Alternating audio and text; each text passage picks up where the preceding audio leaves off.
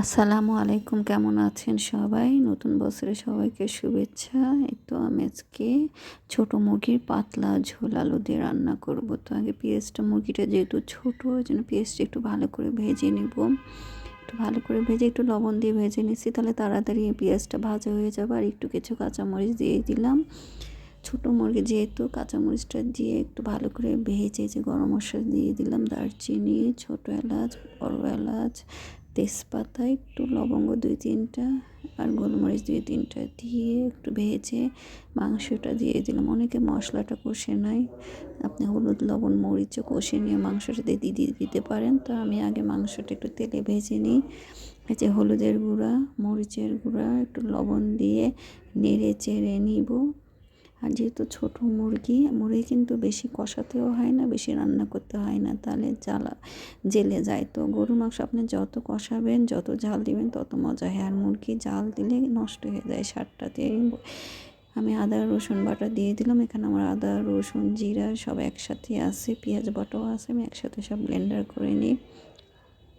আর এই যে মাংসটা একটু কষিয়ে নেবো, নিয়ে হালকা পানি দিয়ে ঢেকে দেবো। মাংস কিন্তু ওই যে গরুর মাংসের মতো না, একটু এবার আমি কষিয়ে নেব, তারপরে একবারে ঝোলের পানি দিয়ে দিব।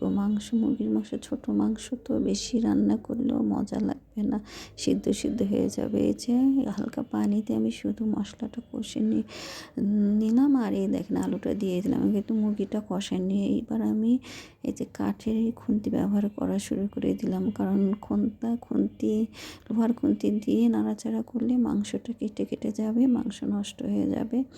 তবে আমি কাঠের খুন্তি, আর নতুন আলু যেহেতু অত সিদ্ধও করতে হয় না। এবার আমি কষাবো। এই তো আমার ঝোলটা মরে গেছে, এখন আমি কষিয়ে নিব। অনেকক্ষণ ধরেই কষাবো, যতক্ষণ না পানি মরে যায় আর তেলটা উপরে উঠে আসে। আর যেহেতু ঝাল ঝোল করব, তো এভাবেই রান্না করব। একবারে কষানো হয়ে গেলে এখন একবারে আমি ঝোলের পানি দিয়ে দিচ্ছি, একবারে এখন বলক উঠবে আর রান্না আমার হয়ে যাবে। তাহলেই হয়ে যাবে। আর আলু দিয়ে পাতলা ঝোল কে কে পছন্দ করেন এভাবে, এটা দিয়ে কিন্তু পরোটা রুটি সব খেতে পছন্দ লাগে।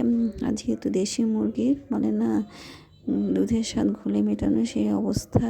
এখন এগুলো দিয়ে আমরা দেশি মুরগি হিসেবে চালিয়ে দিই, কী করা যাবে। দেশি মুরগি তো সোনার হরিণ হয়ে গেছে, এখন এটা খাই আর বলি দেশি মুরগি।